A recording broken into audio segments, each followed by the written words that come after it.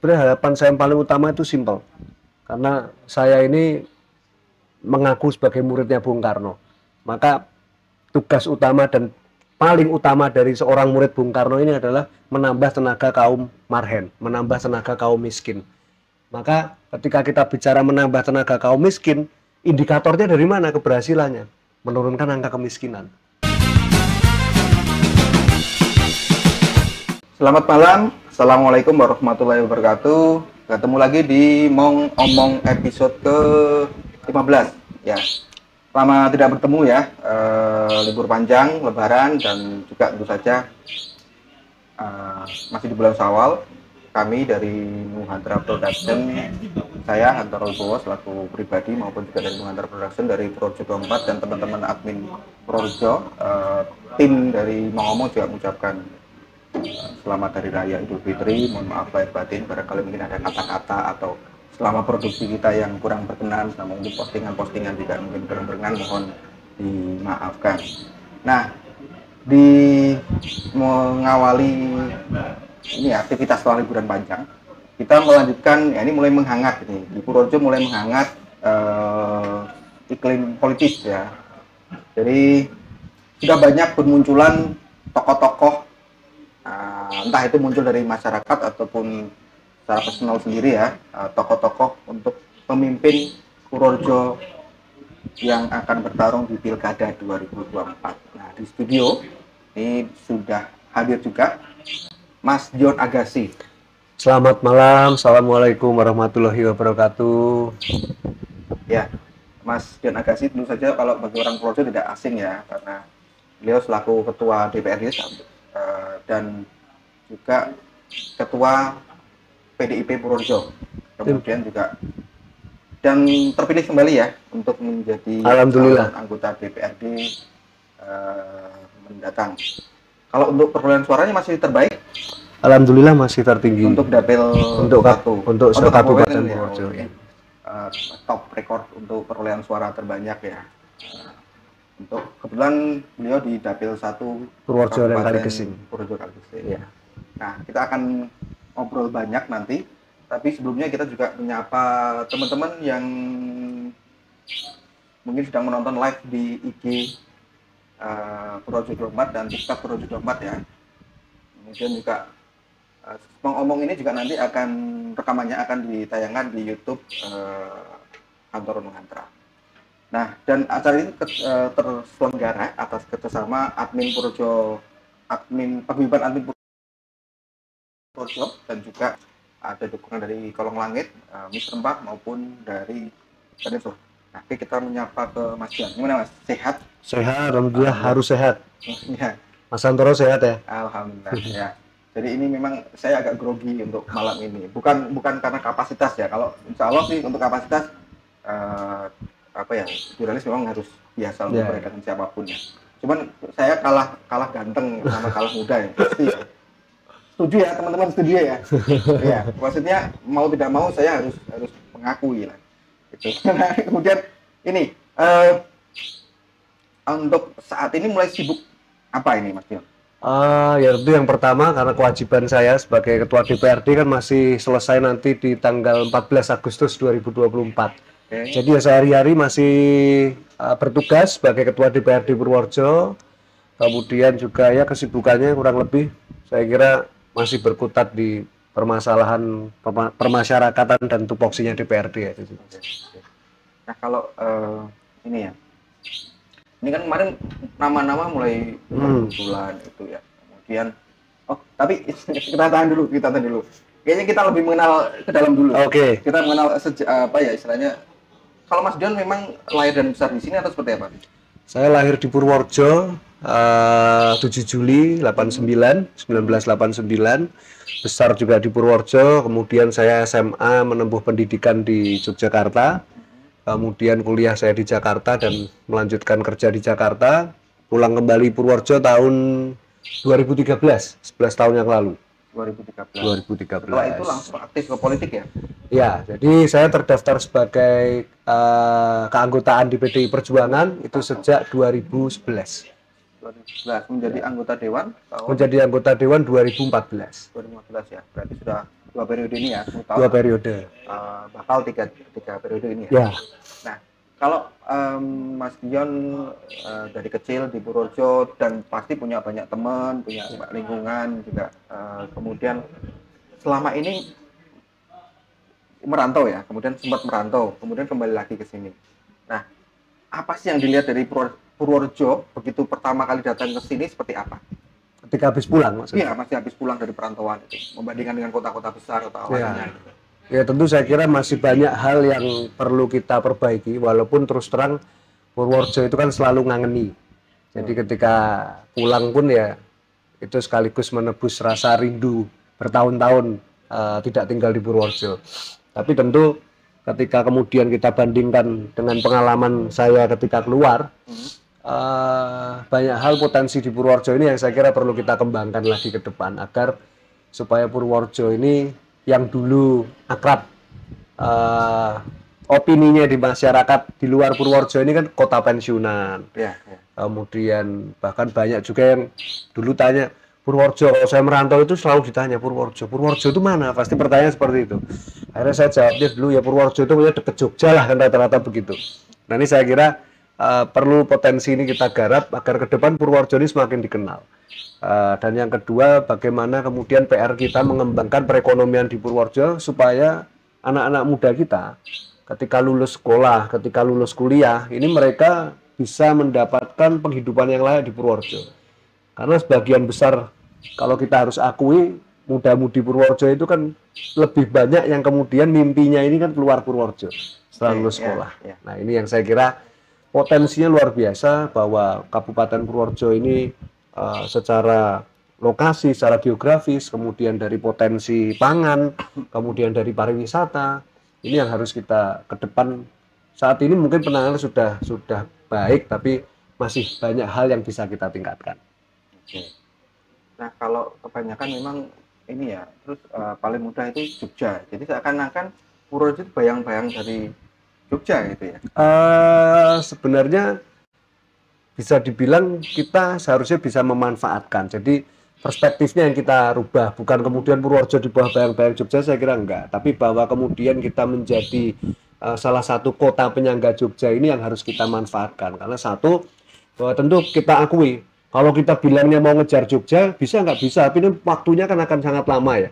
Jadi kita harus akui bahwa banyak wisatawan, lokal maupun turis maupun internasional, ini kan berkunjung ke Jogja jutaan jumlahnya per tahun. Nah, ini harus bisa kita manfaatkan potensi itu bahwa Kabupaten Purworejo harus bisa menjadi penyangga destinasi dari kota Jogja itu sendiri. Dan ini sudah dilakukan seperti Wonosobo. Artinya ketika kemudian banyak wisatawan ke Jogja, mereka mencari alternatif. Ketika datang ke Jogja, mereka kemana? Oh, ke Magelang, oh ke Wonosobo. Nah ini untuk yang ke Purworejo ini kan masih sangat minim kan. Ini yang saya kira perlu kita tingkatkan. Jadi perspektifnya kita rubah. Bukan kita ini menjadi bayang-bayang Jogja, tapi bagaimana kita optimalkan supaya kita bisa menjadi kota penyangga dari kota pariwisata, salah satu kota pariwisata terbesar di Indonesia. Nah itu kita lihatnya harusnya sebagai potensi. Ya memang ya ada beberapa ini ya. Saya teringat beberapa waktu lalu, mungkin sekitar 1 tahun lalu, itu ada bupati kabupaten sebelah, bupati sebelah itu yang menyatakan bahwa Kebumen menyampaikan dalam suatu forum nasional ya. Saat itu ada Mendagri juga kalau tidak salah, ada Pak Tito, kemudian ada gubernur, kemudian ada beberapa bupati maupun gubernur se-Indonesia dalam forum di Kebumen itu menyatakan bahwa Kebumen merasa beruntung bahwa bandara itu ada bandara baru dekat gitu kan. Nah, saya berpikir bahwa kenapa Purworejo yang justru lebih dekat ibaratnya nempel tapi mungkin belum bisa begitu memanfaatkan. Bahkan Kebumen itu sempat saat itu Bupati Kebumen promosi bahwa sekarang Kebumen lebih dekat, bisa menghemat berapa jam untuk perjalanan dari misalkan dari berbagai daerah internasional pun bisa datang ke melalui bandara gitu, merasakan banyak manfaat dari bandara itu. Nah, kalau Mas Dion sendiri melihatnya seperti apa? Jadi saya kira ya ini menjadi motivasi, jangan sampai kita kemudian kalah dengan Kebumen. Karena secara geografis Purworejo ini saya kira lokasinya lebih strategis. Bandara ke Kebumen mungkin 1 jam mungkin ya dari bandara ke Kebumen, lebih ya. Bandara ke Purworejo kota aja kan 20 menit. Ya. Kemudian stasiun kita di Purworejo, kereta yang berhenti di stasiun Kutarjo dan stasiun Kebumen itu kan jauh lebih banyak kereta yang berhenti di stasiun Kutarjo. Maka sebenarnya ini peluang ini harusnya kita tangkap. Kalaupun kemudian sekarang kita kalah bersaing dengan Kebumen secara kunjungan wisata, secara perputaran ekonomi, secara penanaman modal, maka ini harus menjadi motivasi ke depan harus kita kejar. Nah, salah satu faktornya tentu kadang kita ini proses berpikir dan proses pembangunan kita ini kan seringkali keliru. Jadi kita ini ingin membangun fisiknya, kita ingin hal-hal yang bisa kita lihat, tetapi SDM-nya nggak kita tata ini. Jadi kalau kemudian kita lihat pariwisata Purworejo, ini sebagai kritik sekaligus otokritik tentu bagi kita, karena namanya mau memperbaiki itu kan kita harus tahu salahnya di mana kan gitu. Tapi kalau kita nggak mau mengakui kesalahan ya selamanya nggak akan maju. Maka kritik dan otokritiknya adalah seringkali kita ini fokusnya pembangunan infrastruktur. Sekarang kita lihat contoh Splawan, pembangunannya berapa miliar yang dihabiskan di sana. Kunjungan wisatawannya setahun berapa? Ini kan nggak sebanding. Ternyata apa? Ternyata orang liburan itu tidak selalu yang dicari kan infrastruktur. Yang dicari experience, pengalaman. Maka namanya experience kaitannya sangat erat dengan sumber daya manusianya. Karena sifatnya pelayanan. Namanya pariwisata itu kan servis, pelayanan. Nah ini yang harus kita genjot ke depan. Pelayanannya kita perbaiki. Jangan promosinya digenjot. Promosinya digenjot, orang datang pelayanannya kemudian masih di bawah standar. Ya orang nggak akan promosi, dia malah kapok mungkin untuk datang kembali. Nah ini yang saya kira perlu, mindset pariwisata ini yang perlu kita ubah, bagaimana kemudian SDM-nya ini yang kita perkuat dulu. Ya, kalau untuk mengejar infrastruktur jelas kita ketinggalan jauh ya, dengan kabupaten sekitar lah, Yogyakarta terutama kan ya. Ya. Karena mereka startnya juga sudah lebih lama, kemudian belum juga kan dukungan dana ISIA kan besar di sana. Dan PAD-nya juga saya kira jauh lah kita. Kita cooling down sedikit, kembali ke tadi ya, Purworejo itu ngangeni.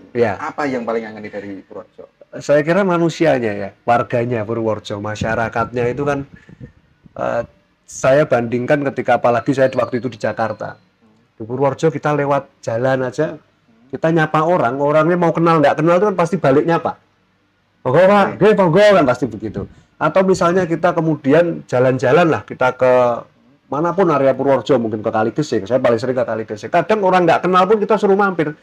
Mampir mau mas, damel kunjungan unjuk rien. Padahal orang kan belum tentu kenal dengan kita. Itu yang saya kira nggak akan kita temui dimanapun. Jangankan menyapa, kita di sana mungkin menyapa aja orang curiga, ini orang mau apa nih kan gitu kalau di kota besar. Nah ini yang di Purworejo ini yang saya kira sangat ngangenin lah untuk itu. Kemudian yang kedua juga alamnya untuk Purworejo kebetulan saya di kota besar itu kan lihatnya hutan beton tiap hari. Nah kalau kita jalan-jalan ke timur, ke utara itu kan pegunungan menoreh, luar biasa. Ke daerah selatan kita lihat asrinya sawah persawahan dan pantainya. Jadi saya kira ini hal yang menurut saya terlalu eman-eman kalau kemudian ini kita tidak bisa menjual experience pengalaman ini kepada wisatawan-wisatawan baik lokal maupun asing. Mungkin targetnya lokal dulu lah, nggak usah kita ngomong daki-daki. Wah ini wisatawan Eropa, wisatawan lokal dulu aja. Kita targetnya menjadi kota pendukung untuk mendukung daya tampung wisatawan di Yogyakarta. Dan saya kira itu sangat relevan lah untuk kita capai target itu ke depan. Ya. Jadi tadi orangnya dan alamnya. Saya sepakat untuk ini, saya sepakat ya untuk orang ya. Ya. Karena sampai sekarang masih membekas. Saya kesini tahun 2012, kurang lebih hampir sama. Mana mas? Saya Semarang. Oh Semarang. Saya Semarang. Saya merantau dari Pantura, dari Pati, kemudian sempat ke Jogja, Semarang, kemudian akhirnya ke sini. Gitu. Hal yang pertama yang saya rasakan di minggu pertama liputan itu, saya keliling itu, saya melewati sawah. Sawah itu sangat di Semarang, sawah ada ya, tapi tidak setiap saat kita bisa lewat gitu. Di sini jalan lengang ya, relatif lengang, kemudian kebetulan pertama kali itu ke Bringkong ya, jalan Bringkong itu ke arah Kaligesing itu.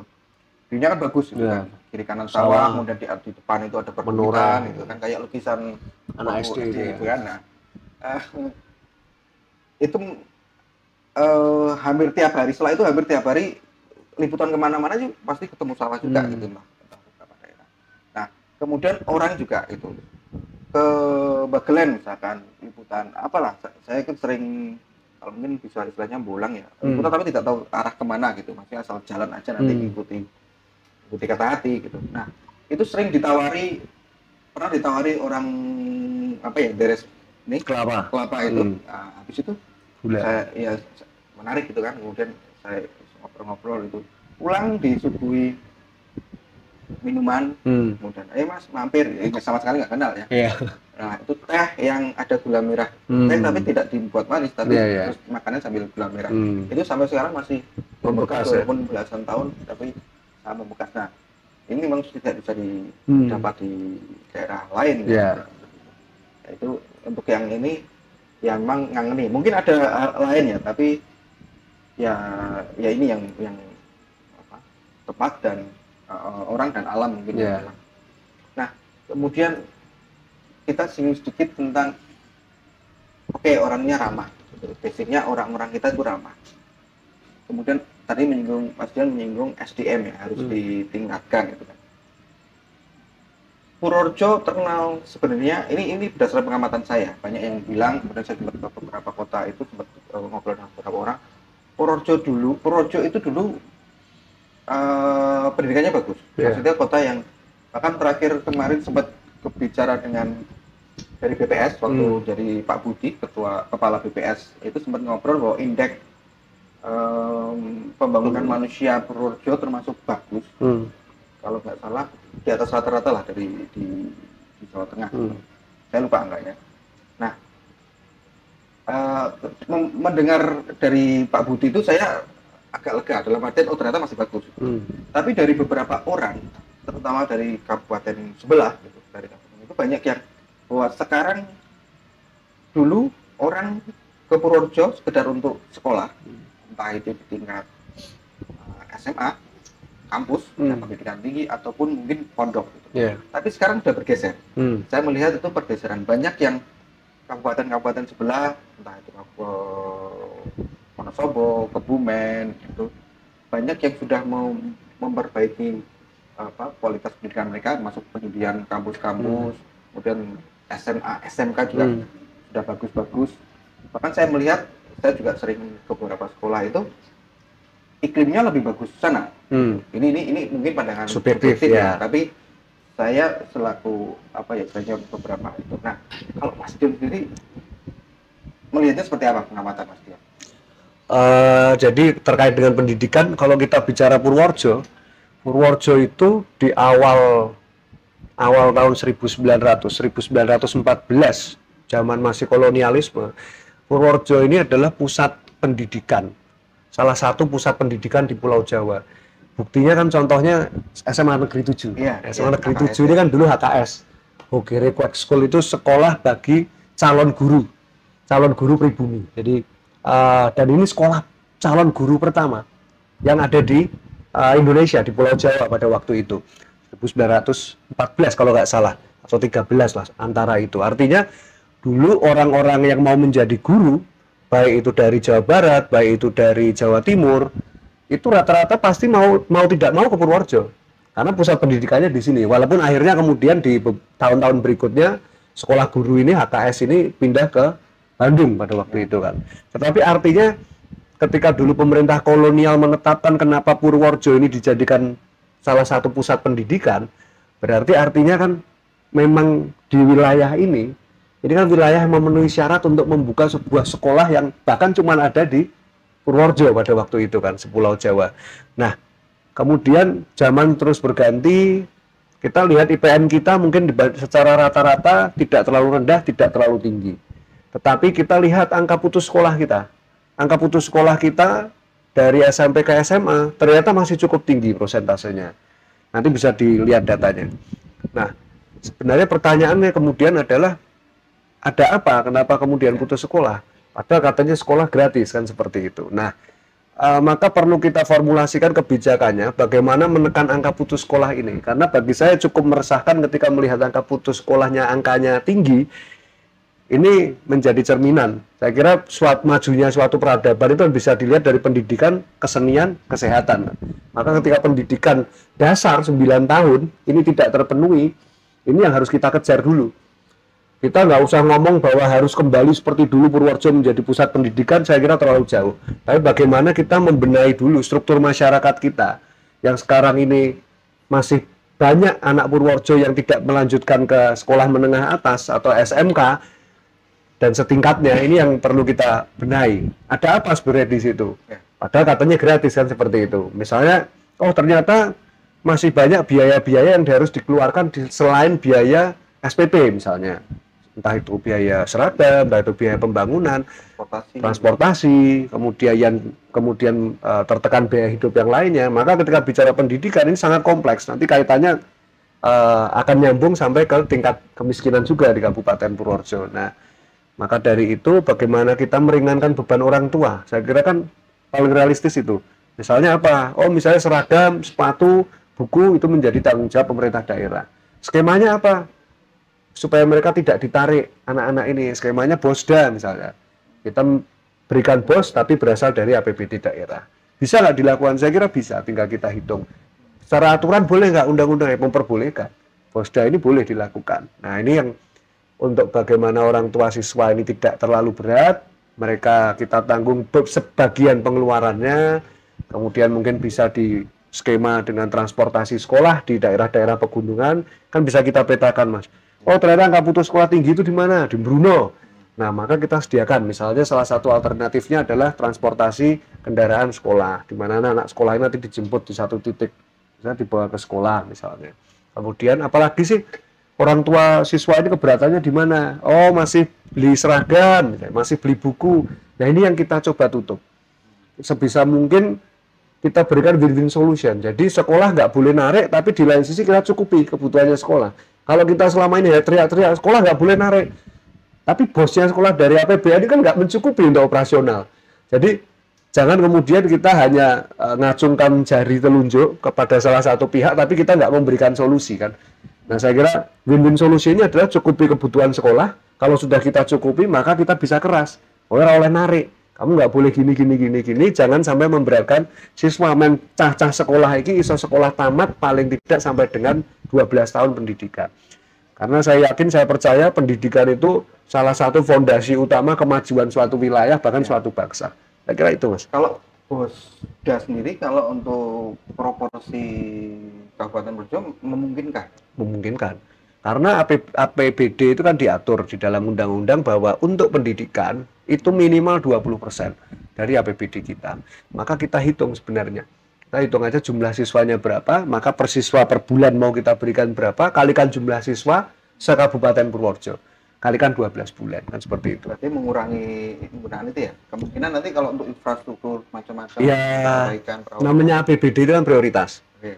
Jadi saya percaya bahwa kebutuhan pokok suatu wilayah atau suatu masyarakat untuk menjadi masyarakat yang maju itu tentu semuanya penting, Mas. Kalau kita bicara infrastruktur penting nggak? Penting. Pendidikan penting nggak? Penting. Tapi yang paling penting itu kan kalau menurut saya sesuai dulu kan kita diajarkan kebutuhan primer kita itu apa sih? Sandang, pangan, papan. Kalau sandang saya kira hampir tidak ada yang masalah lah, kecuali kena bencana alam kan sekarang kita nggak pernah lihat orang di jalan telanjang nggak punya baju kan, nggak ada. Kecuali ODGJ.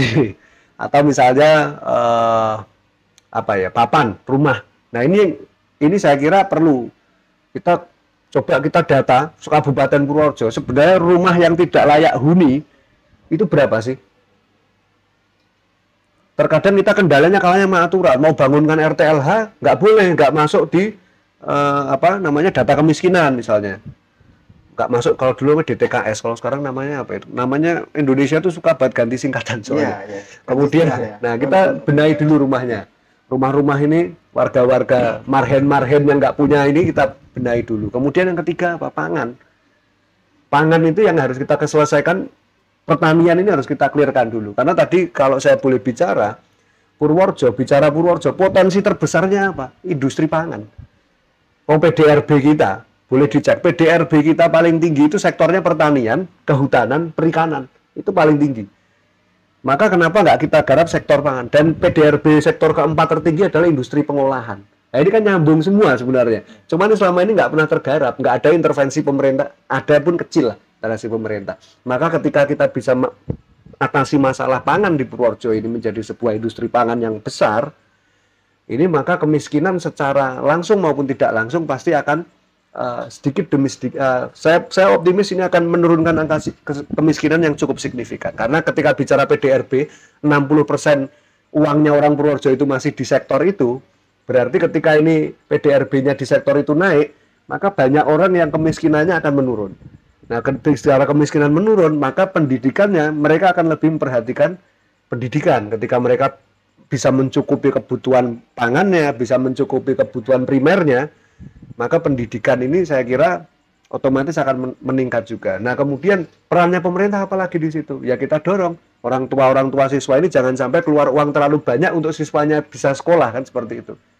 Dan ini tergantung dari prioritas. Kalau kemudian kita naikkan anggaran pendidikan, kita naikkan anggaran untuk pertanian, nggak hanya pertanian dalam arti luas, itu pasti mengurangi sektor lain nggak? Saya kira mengurangi. Tapi bagi saya memang harus ada yang diprioritaskan. Jadi yang kami lihat ketika kemudian banyak di daerah, khususnya di Purworejo selama ini, saya lihat salah satu kelemahannya apa? Kita tidak berani berfokus pada sektor-sektor tertentu. Jadi kalau boleh saya katakan, ini kritik untuk saya juga karena saya bagian dari pemerintahan. Kritiknya adalah kita ini terlalu gedabiah. Karepe kabeh dimek. Kabeh dimek ini ora ono sing efektif kan gitu. Maka sebenarnya sebagai seorang pimpinan daerah harus berani mengambil resiko. Mana sektor yang kita prioritaskan, dan saya kira tadi sudah saya sampaikan, sektor ini digenjot dulu. Infrastruktur gimana Pak? Bisa carikan cara lain. Ada yang namanya APBN, ada yang namanya APBD 1. Maka itu menjadi penting adalah jaringan kita ke atas juga penting. Komunikasi ke atas, lobby-lobby ke atas itu juga penting. Karena salah satu yang paling mudah kita manfaatkan dari atas ini adalah untuk infrastruktur. Selama pembangunan kita arahnya jelas bahwa ini adalah jalan penunjang pertanian, bahwa ini adalah jalan penunjang pariwisata, nah itu tinggal kita garap betul, kita rencanakan betul di master plan kita, di rencana jangka menengahnya daerah ini, kemudian ini menjadi visi misi pimpinan daerah, maka ini bisa untuk menjadi sebuah senjata bagi kita untuk gretal duit saka pusat maupun dari provinsi, saya kira itu. Tapi harus ada sektor-sektor yang diprioritaskan. Nggak boleh lagi kemudian kita gedabiah kabeh meh dimek ning ra ono sing dadi kan gitu, Mas. Ya. Banyak keinginan tapi kemampuan terbatas ya. Anggarannya terbatas gitu. Maka pusatkan dulu aja kekuatan kita kan gitu. Tapi saya ini ya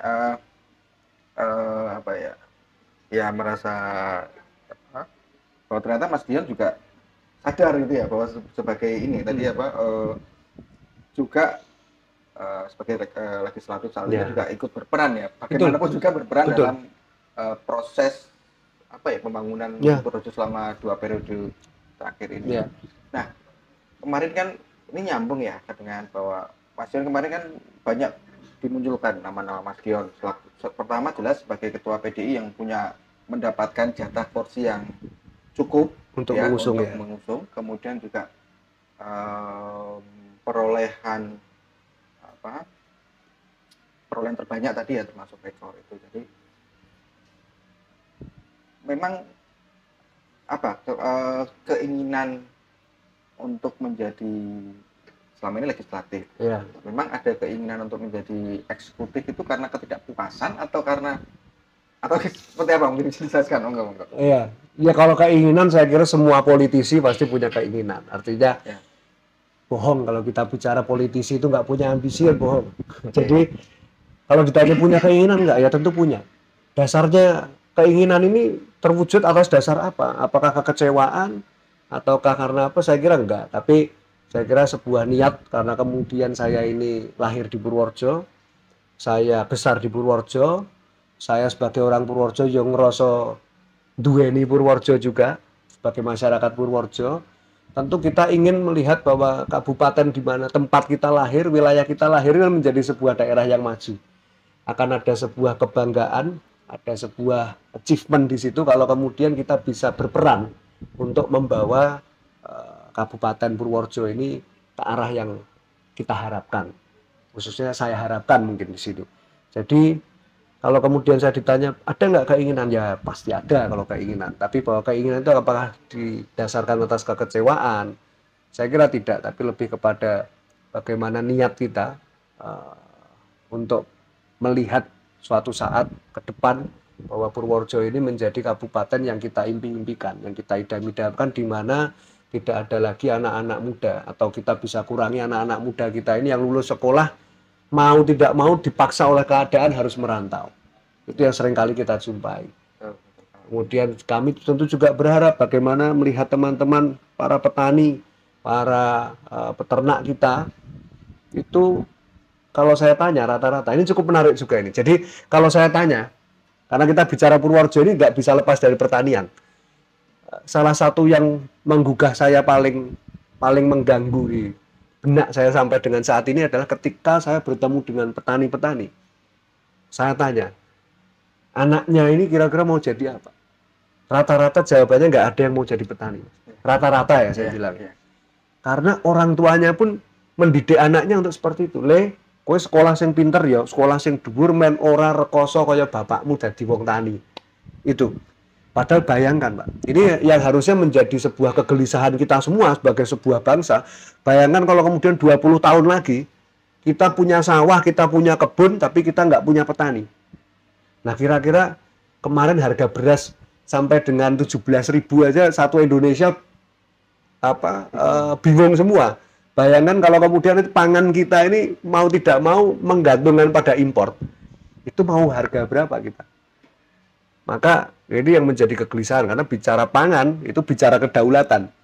Ketika pangan tidak beres, maka kedaulatan kita terancam, kan seperti itu. Maka ini menjadi PR bersama, siapapun lah nantinya, bagi siapapun yang kewahyan, kalau ibarat saya, mendapatkan kesempatan untuk menjadi pucuk pimpinan di Purworejo, saya kira pertanian ini harus menjadi sektor prioritas kita. Bukan hanya untuk kita, tapi untuk generasi kita ke depan. Bayangkan ketika 30-40 tahun lagi kita nggak punya petani, terus kira-kira awake dhewe mangan opo, kan gitu. Ini yang harus menjadi pemikiran kita bersama dan selalu mengganggu benak saya setiap saat. Ya, oke. Mungkin kita menyapa teman-teman yang sedang menonton ini. Barangkali ada pertanyaan?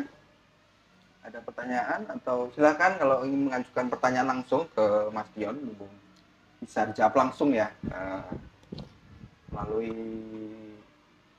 kolom chat ya. Sudah ada? Belum? Belum ya? Oke. Nah, melanjutkan lagi. Tadi kalau selama di periode ini kan berada pada posisi legislatif dan sering ya berinteraksi, dan juga pasti fungsinya kan juga memang ini ya, mengontrol eksekutif. Kalau dari selama ini, itu kira-kira apa yang Mas Dion lihat dari eksekutif atau pelaksanaan pembangunan yang kira-kira di Purworejo ini, apa yang ingin diperbaiki, paling ingin diperbaiki apa? Ya itu tadi, Mas. Jadi satu, tetapkan prioritas anggaran. Jadi kalau ibaratnya dulu kita masih kecil itu, pengen semuanya kita ikut, Pak. Sepak bola kita pengen ikut, basket pengen ikut, volley pengen ikut. Tapi akhirnya nggak fokus kan. Akhirnya volley-nya yo biasa-biasa wae, bal-balannya yo biasa-biasa wae, basketnya biasa-biasa wae. Nah, itu yang kalau kita lihat struktur APBD atau pembangunan di Purworejo dalam tahun-tahun, puluhan tahun terakhir ini, boleh saya katakan mungkin puluhan tahun, itu kurang lebih seperti itu. Jadi menurut saya kita mau fokusnya di mana? Fokus di industri pangan misalnya. Kenapa industri pangan? Ya kita PDRB-nya pertanian kok. Potensi kita di pertanian kok. Oke, fokuskan di industri pangan ini, kita garap betul. Maka yang harus digarap apa? Petaninya. Nah, petani itu masalahnya apa? Kan dicari lagi nih akar masalahnya. Oh, petani kuwi wayahe garap wis ora duwe duit. Wayahe meh tandur ora duwe, ra iso tuku bibit, wayahe ngrabuk meh tuku pupuk nggak bisa. Kemudian wayahe panen regane anjlok. Itu kan masalahnya petani. Maka yang bisa kita lakukan apa? Yang bisa kita lakukan adalah sediakan dana talangan dari pemerintah untuk teman-teman petani. Wayahe petani garap, petani iso garap. Wayahe tuku pupuk, petani itu sebenarnya tidak mempermasalahkan meh pupuk subsidi meh ora sing penting iso tuku. Kan itu, Pak. Ya. Wayahe panen iso panen, wayahe tandur iso tandur. Nah, itu dulu yang paling dasar kita penuhi dulu kebutuhannya. Nah, hitung-hitungannya gimana? Nah, setelah panen tinggal hitung-hitungan. Kelembagaannya nanti kita bikin, kalau dulu sistemnya adalah lumbung desa. Nah, maka dari desa mereka kuat kelembagaan pertanian. Jadi semua petani itu harapannya tergabung dalam sebuah kelompok. Apalagi petani penggarap, itu kita gabungkan semuanya harus masuk dalam kelompok, kita sediakan dana talangan. Nah, kemudian saat penjualan gimana? Intervensi. Pemerintah harus punya badan usaha yang bergerak di industri pertanian. Bisa nggak dikerjakan oleh dinas? Tidak akan efektif. Karena bicara industri itu bicara profit. Dan hubungannya nanti B2B, bisnis to bisnis. Kalau bisnis to bisnis, investor itu mau masuk, Mas. Kalau hubungannya sama pemerintah, itu males kok. Ya, birokrasi. B2G itu kan malas, birokrasinya ribet. Maka paling mudah adalah B2B, bisnis to bisnis. Bentuk badan usaha milik daerah yang memang bergerak di industri pangan. Tidak hanya padi. Misalnya kita punya potensi apa? Nah, sekarang gimana kita kemudian mau memamerkan kepada investor? Wong ketika ditanya investor, oke, misalnya kita mau tawarkan kepada industri kopi misalnya, Mas. Saya butuh sebulan 10 ton. Untuk ini Purworejo kira-kira bisa nggak? Kita datanya aja ora cetok. Kopi kita itu bisa nggak? Katakan kopi kita datanya mungkin ada, Pak. Setahun kopi kita itu hasilnya berapa? Tapi saya nggak yakin valid. Oh, misalnya hasil kopi di Purworejo ini setahun 70 ton. 70 ton itu dicari lokasinya di mana saja. Kemudian kira-kira Januari panennya berapa, Februari berapa, sampai Desember berapa. Maka itu baru bisa kita tawarkan. Gini, aku di produk kopi. Kopinya ini samplingnya seperti ini. Ini kita kopinya ini di bulan Januari panennya kapasitas segini, Februari segini, Maret segini. Nah, itu saya kira bisa kita lakukan melalui sebuah badan usaha, di mana itu juga menjadi salah satu solusi untuk meningkatkan pendapatan asli daerah Kabupaten Purworejo. Kenapa nggak kita garap selama ini untuk pangan? Wong kita ini kabupaten penghasil pangan kok. Ya, banyak ya potensi alam dan hasil alam ya. Masuk kelapa itu. Ya. Kelapa itu sebenarnya luar biasa ya. Yeah. Saya ke beberapa daerah di sini harga kelapa itu stabil ya. Di tingkat petani itu bahkan mungkin ada yang dijual 1.500, maksimal kayaknya 2.500 lah. Padahal kalau di luar daerah itu sudah di pasar itu sudah di atas 10.000, bisa sampai 15.000 untuk yang siap siap dimasak atau siap ini. Kemudian yang menjadi ketakjuban saya itu juga beras. Saya setuju kalau untuk yang beras tadi ya. Di saat kemarin itu harga beras itu di Semarang itu sempat sampai 19 itu juga barangnya nggak ada. Tapi di Purworejo ini saya ke pasar, saya juga sempat, maksudnya memang niat ya coba ngecek harga ke pasar. Duh, ternyata tetap nggak berubah gitu, masih 16,5, masih 16,5 aja udah bingung itu orang, Mas, di Purworejo dengan harga 16,5. Maksudnya kalau dibandingkan di kota lain, di luar sana itu sudah mahal, orang beli pun susah, sudah nggak ada barangnya. Tapi di sini aman gitu, masih nggak apa barangnya ada melimpah. Itu yang menurut saya memang menarik, itu perlu dipertimbangkan untuk kebijakan berikutnya. Nah ini Mas Tio, kemudian ini kita masuk ke mungkin ke partai ya. Jadi kalau partai sudah ada ini belum sih, sudah ada kayak apa tanda-tanda penjaringan atau seperti apa sih? Untuk penjaringan kami di PDI Perjuangan akan kita lakukan di awal Mei. Jadi siapapun bagi warga negara Indonesia silakan, tidak harus Purworejo karena undang-undangnya kan tidak. Jadi siapapun silakan apabila berminat maju sebagai bakal calon kepala daerah, kita sangat terbuka bagi siapapun. Jadi kami buka kesempatan seluas-luasnya untuk siapapun yang ingin maju sebagai bakal calon kepala daerah dari PDI Perjuangan. Jadi prosesnya masih penjaringan dulu. Mei sampai kapan itu? Ya, paling nanti kita buka pendaftaran mungkin di kisaran 3-7 hari, Mas. Jadi tapi sebelumnya nanti akan kita umumkan terlebih dahulu. Ya. Terus nanti itu berarti mungkin di pertengahan Mei sudah ada hasil atau sudah ada nama atau belum? Enggak lah. Belum, panjang masih ya? Masih panjang, pilkadanya masih Agustus, Mas. Ya, artinya penjaringan. Batas pendaftaran kapan ya? Untuk apa? Batas pendaftaran calon bupati? Calon, ya. 27 Agustus. 27. Ya, 27. Oh, enggak, 27 Agustus itu awal pendaftaran kalau nggak salah. Penutupan 29. atau 27 penutupan ya, saya agak lupa itu. Ya, Pokoknya di situ akhir Agustus ya. Nah, itu kan masih ada proses Mas. Ini prosesnya nanti tentu akan ada pembicaraan antar parpol, belum lagi dinamika karena ini akan bersamaan dengan Pilgub, maka akan ada dinamika juga yang saya kira dari Pilgub ini akan sangat mempengaruhi juga untuk koalisi-koalisi dan poros-poros yang akan terbentuk di Purworejo. Ya. Kalau untuk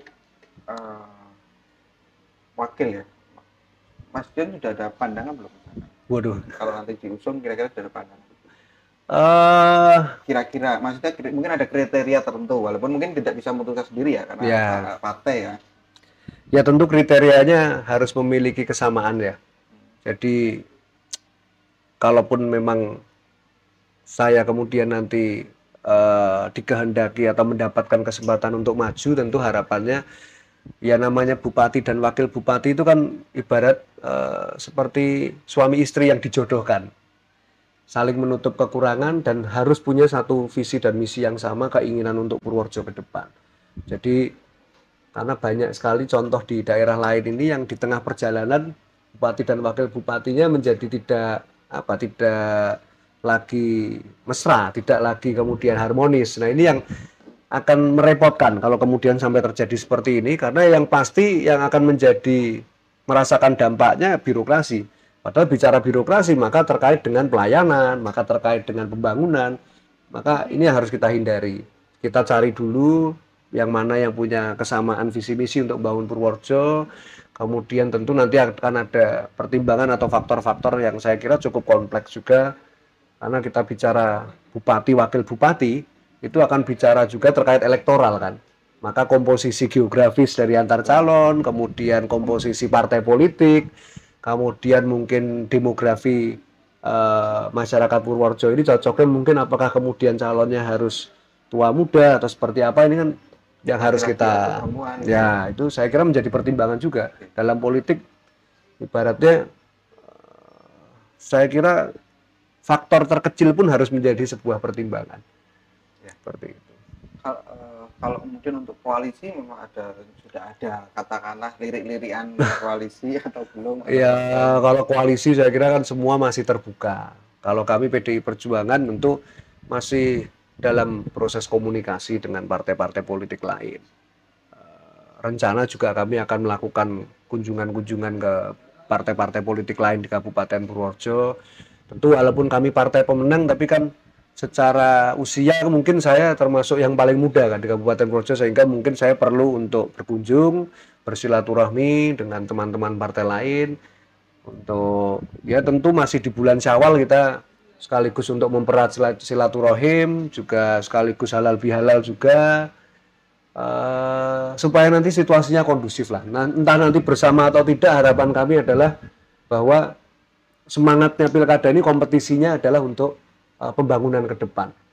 Semangatnya harus itu, sehingga jangan sampai kemudian ada situasi yang tidak kondusif karena hasil pilkada atau proses pilkada itu, sehingga kami mencoba untuk berkomunikasi dengan semua partai, bersilaturahim dengan semua partai, harapannya supaya cair saja suasananya. Saya kira seperti itu. Kalau yang untuk besok ini koalisinya apakah sama dengan yang pemilu kemarin atau mungkin formulanya baru semuanya dari nol riset gitu?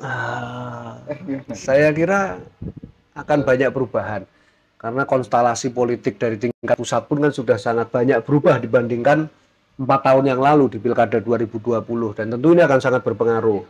Maka di 2024 ini ya sangat terbuka untuk perubahan-perubahan koalisi, ini akan sangat terbuka, dan belum tentu juga ketika konstelasi politik di pusat partai A dan partai B ini berseberangan, kemudian di daerah berseberangan juga tidak juga. Artinya semuanya sangat cair, masih peluang ini semua sangat terbuka gitu. Kalau untuk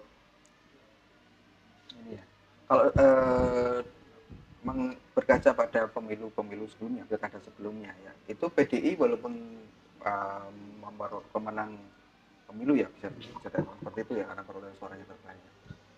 Tapi dua terakhir ya, setahu saya dua terakhir itu tidak berhasil untuk menggolkan calonnya. Yeah. Mungkin apa ya, ada trik atau apa yang dilakukan untuk persiapan ke depan? Tentu yang pertama dari penjaringan dulu. Karena awal ini dari penjaringan dulu. Penjaringannya kita perkuat. Artinya betul-betul calon yang kompeten, yang memang secara kapasitas dan elektabilitasnya memungkinkan untuk menang. Ini dulu di seleksi awalnya, calonnya. Jadi kita lihat, karena pilkada ini akan lebih banyak bicara figur. Ketika kita bicara pilkada, pilgub, itu figur akan sangat menentukan. Maka kita lihat dulu bagaimana figurnya. Kemudian yang kedua, tentu kita belajar banyak lah dari pilkada terakhir, beberapa pilkada sebelumnya, bahwa harus ada hal-hal yang kita rubah terkait dengan pemenangan ini. Dan untuk di 2024 ini insya Allah kita optimis, karena akan selalu ada saat pertama, dan ini adalah, kami percaya ini saat pertama bagi kami untuk memenangkan pilkada di Kabupaten Purworejo. Semoga keinginan itu amin, amin. Ya, dan semuanya berjalan lancar ya. Siap. Prosesnya. Ada pertanyaan belum? Ada? Sudah ada di live kan? Nah, ini juga ada pertanyaan tadi yang japri ke saya ya. Ini salah satu pertanyaan dari ini. Dari netizen juga. Ya agak meluas sih sebenarnya terkait dengan BRIN. BRIN ya. BRIN ini salah satu, jadi kebijakan kemarin itu kan BRIN, semua peneliti dimasukkan ke BRIN ya, dan riset. Kalau Mas Dian sendiri melihat BRIN itu seperti apa, dan mungkin manfaat untuk bagi daerah terutamanya, itu seperti apa sih? Jadi untuk BRIN sendiri, Kabupaten Purworejo ini salah satu kritiknya, ini kita belum memanfaatkan secara optimal peran dan fungsinya BRIN. Misal contoh, BRIN ini kan kalau untuk mengomentari BRIN tentu bukan kapasitas saya ya, tapi bahwa kemudian ada sebuah lembaga yang namanya BRIN yang di situ memiliki fungsi untuk melakukan berbagai kajian dan penelitian, ini seharusnya bisa kita manfaatkan. Salah satunya misalnya kita tadi bicara, sekali lagi ini saya bicara pertanian lagi. Kenapa ya tadi Mas? Karena sektor PDRB utama kita itu sektornya pertanian, kehutanan, perikanan. Jadi kita harus bicaranya memang di situ untuk Purworejo ini. Nah, misalnya contoh, saya pernah ngobrol dengan peternak kambing PE, Peranaan Netawa, yang harganya bisa ratusan juta, harganya puluhan juta. Saya ngobrol, Mas, iki kok bayine wedhus, iki mbok susoni nganggo susu formula, Pak. Kok orang mbok susoni nganggo susune indukannya gitu loh. Kok orang mbok susu cempene iki kok disusoni nganggo susu formula, kenapa, Mas? Soalnya susune cempe nek didol luwih larang timbang susu formula, Mas. Susunya kambing ini lebih mahal daripada susu formula. Tapi saya tanya, tapi pernah nggak Mas dibandingkan ketika kambing iki cempe-cempe iki dinai susu formula karo dinai susune saka indukannya, hasilnya nanti bagusan mana? Ketika dia nanti tumbuh iki pedusnya apa endi? Jangan-jangan kalau ini disusoni kowe ngedol wedhus saiki mentok iso rega 100 juta, aja-aja nek disusoni pakai susu indukannya mungkin lebih bagus dan bisa dijual 200 juta. Secara kemanfaatan ekonomi nilai tambahnya mungkin lebih tinggi. Untuk jangka panjangnya ya. Wes tahu mbok teliti apa urung, Mas? Ya urung, Mas. Kan biyen ngene iki kok. Nah, ini kan sering kali kita jumpai dengan teman-teman petani, itu juga sama. Ketika kita tanya kemudian kenapa tidak memanfaatkan teknologi tepat guna misalnya. Kenapa kemudian kita tidak beralih ke pertanian organik? Alah, wong ngene ya wis mlaku kok. Wong biasane ya ngene. Artinya pertanian, kemudian industri kita, pola pikir kita itu belum berbasis pada riset dan sains, ilmu pengetahuan. Nah, saya kira dengan adanya BRIN ini, sebenarnya saya bahkan pernah komunikasi. Bisa nggak sih kita Kabupaten Purworejo ini ajukan, kita minta diteliti misalnya, kambing PE ini. Kalau kemudian dikei susu nemboke ini, dikei susu indukannya ini hasilnya lebih bagus nggak? Kandungannya kita teliti. Atau misalnya durian. Durian kita kan terkenal nih. Durian Kaligesing, durian mana yang di Gebang itu Somongari dan lain sebagainya ini kan terkenal. Tapi sebenarnya kan pohon durian itu kalau jenengan tanya petani durian, sing tandur sapa? Sebagian besar nggak tahu. Mbah Mbuh kalau orang bilang, sing tandur Mbah Mbuh. Orang ngerti sing tandur sapa? Mbuh Kalong, Mbuh sapa kan nggak tahu. Jadi tidak pernah kemudian ada kenapa kemudian tidak kita teliti? Setelah diteliti ada kemudian rekayasa genetik misalnya seperti durian montong. Bayangkan, saya pernah beli durian montong itu ketika saya berkunjung ke Singapura, itu nggak satu durian full, Pak. Itu kalau belinya satu durian full, itu ditimbangnya kiloan sak kulite. Dan harganya kalau kita belinya satu durian itu 1,8 juta ini duren apa 1,8 juta ini bar mangan iso darah tinggi sak kolesterol munggah kabeh mergo saking larang. Maka itu yang harus kita lakukan sebenarnya, manfaatkan. Ketika ada sebuah lembaga seperti BRIN, ini kita manfaatkan. Banyak saya kira yang perlu kita teliti di Purworejo supaya pembangunan kita ke depan itu basisnya adalah basis riset. Dan teman-teman, kalau kita belajar, kalau dulu ada pepatah mengatakan belajarlah sampai negeri Cina. Kita lihat Belanda. Belanda itu luasnya hanya se-Jawa Tengah. Dengan Jawa Tengah pun luas Jawa Tengah Belanda itu. Tapi hasil produksi pertaniannya Belanda itu jauh lebih besar daripada Indonesia. Bayangkan, padahal luasannya dia itu hanya se-Jawa Tengah. Tapi hasil produksi pertaniannya dia, baik itu gandum, baik itu keju, baik itu susu, itu jumlahnya jauh lebih besar dari hasil produk pertanian yang dihasilkan oleh Indonesia. Kenapa? Karena di sana memanfaatkan yang namanya teknologi tepat guna, dan pertanian perkebunan di sana basisnya adalah basis riset dan pengetahuan. Maka kita harus sudah mengarah ke sana. Ini yang saya kira mindsetnya harus kita ganti dulu. Bukan kemudian kita mau menggurui masalah tandur, kita dengan teman-teman petani jagoan mereka. Tapi adalah bukan kita menggurui mereka, tapi adalah bagaimana kemudian teknologi yang sudah ada ini kita manfaatkan untuk menambah perekonomian mereka juga nantinya gitu. Jadi apa yang baik dari luar, kita nggak perlu malu kok untuk melakukan replikasi. Bahkan kita mencontoh hal yang sudah baik itu saya kira nggak masalah gitu. Dan kalau kita lihat contohnya di Belanda, dan di Belanda itu ada yang namanya musim dingin. Ketika musim dingin mereka bahkan tandur wae ra iso. Kita sepanjang tahun kan nggak ada musim dingin, kok iso? Pertanyaannya kan muncul kemudian, kok bisa kemudian hasil pertanian kita kalah? Penyebabnya apa? Oh, ternyata setelah saya amati di Belanda ini, mereka pertaniannya semuanya berbasiskan pada teknologi. Teknologinya dasarnya apa? Teknologi ini digunakan. Dasarnya adalah riset dan ilmu pengetahuan. Maka ini yang ke depan harus kita rubah transformasi ini, dan peran BRIN di situ bisa kita manfaatkan untuk menjadi daya dukung bagi pembangunan di Kabupaten Purworejo. Ya, memang ini ya sangat menarik karena memang kadang saya juga sering menemukan pertanyaan dari petani ya. Yeah. Nah, misalkan ini kenapa hama lah misalkan. Masyarakat nggak tahu bahwa ini ada hama, padahal mungkin perlu solusi juga. Yeah. Cuman kan masyarakat nggak, petani tidak bisa mau bertanya kemana. Ke PPL yang sering ditemui juga nggak tahu. Tapi ya akhirnya mentok menjadi suatu permasalahan yang ya dari tahun ke tahun ya sama aja. Itu, misalkan. Ada kayak jamur di pisang atau di pohon, misalkan di kali di sini itu ada pohon itu muncul jamur mas, tapi lama-lama nanti bisa mati pohonnya. Ya hal-hal semacam itulah. Terus saya juga sering menemui ya. Oke. Gimana ini jam sudah berapa lama? Oh ya, ini mungkin terakhir mas. Sebenarnya asik ya, cuman kan kita harus menjaga bahwa jangan sampai nanti malah membosankan. Betul. Mungkin bisa disambung lain waktu untuk ngelak juga. Oh iya, ngelak. Aduh, ini sponsornya ngelak. Ngelak juga nih masalahnya kalau masa Mbak Merah rampung gitu. Ya nggak apa nanti. Oke, untuk ini aja, untuk statement aja. Ya. Sebenarnya harapan dari Mas Dion sih apa sih sebenarnya? Untuk secara ini aja lah, Purworejo ke depan ataupun mungkin juga dari sisi politis ya, pencalonan Mas Dion sendiri. Monggo silakan. Ya, tentu harapan saya yang paling utama itu simpel. Karena saya ini mengaku sebagai muridnya Bung Karno. Maka tugas utama dan paling utama dari seorang murid Bung Karno ini adalah menambah tenaga kaum marhen, menambah tenaga kaum miskin. Maka ketika kita bicara menambah tenaga kaum miskin, indikatornya dari mana keberhasilannya? Menurunkan angka kemiskinan. Maka saya harap siapapun nanti yang memimpin Purworejo, PR pertama kita adalah turunkan angka kemiskinan. Caranya gimana? Apakah cukup dengan kita memberikan bantuan sosial? Apakah cukup dengan kita memberikan bantuan sembako sekali saja?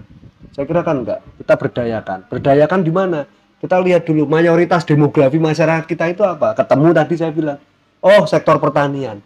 Berarti mayoritas masyarakat kita ini hidupnya dari pertanian, dari kehutanan, dari perikanan. Baru setelah itu industri olahan, baru setelah itu jasa-jasa reparasi dan lain sebagainya. Maka turunkan angka kemiskinan, Dan saya kira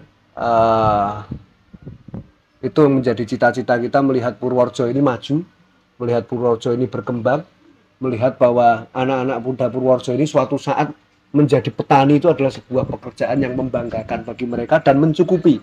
Paling penting mencukupi, cukup bagi mereka untuk hidup dan layak bagi mereka untuk hidup dan tinggal di Purworejo. Mungkin itu yang saya kira menjadi harapan saya secara pribadi bagi Kabupaten Purworejo. Oke, ya. Terima kasih Mas Dian. Sama-sama Mas, matur nuwun udah diundang juga ke sini. Ya, mungkin bisa disambung episode mendatang ya, karena memang banyak sekali ya yang sebenarnya saya melihat juga banyak yang mau disampaikan Mas Dion ini terkait dengan Purworejo sendiri ya. Karena ya Purworejo memang tidak habis untuk dibicarakan gitu. Apalagi cuma sejam ya Mas ya. Ya, terima kasih teman-teman yang sudah setia untuk menonton live dari Mau Omong untuk malam ini. Jangan lupa subscribe juga YouTube-nya. Ya, follow Instagramnya, TikToknya. Ya. Dan Mas Dion juga ada subscribe ada IG ya. Oh iya, ada IG. Saya lihat nggak sekarang semakin aktif ini. Ada IG dan TikTok juga. Oke, ya. Kalau TikTok saya relatif jarang ini ya, tapi IG itu juga maksudnya yang akun Mas Dion. Oke, ini rekaman ini produksi ini nanti juga kita akan tayang tunda di YouTube channelnya Hantoro Nuhadra ya. Biasanya sih uncut ya, dan ini juga uncut. Kita full. Ya cuman masalah pindah waktu tayangannya aja. Gitu. Kalau live kita cuma 2 channel, kemudian untuk YouTube siaran tunda. Kalau YouTube itu biasanya lebih mudah dinikmati. Kalau live itu kalau panjang kan TikTok sama IG susah ya nontonnya. Ya harapannya moga-moga bulan depan udah nggak uncut lah, ada iklannya. Oh gitu. Ya, tapi ya semoga. Atau Mas nanti bisa. Ya, terima kasih sekali lagi. Terima kasih juga untuk support dari Hubungan Admin Purworejo, kemudian dari Family Store maupun dari Mr. Mbah, walaupun ini minumannya belum telat datangnya ya. Dan juga dari Tolong Langit. Sampai jumpa, semoga bermanfaat.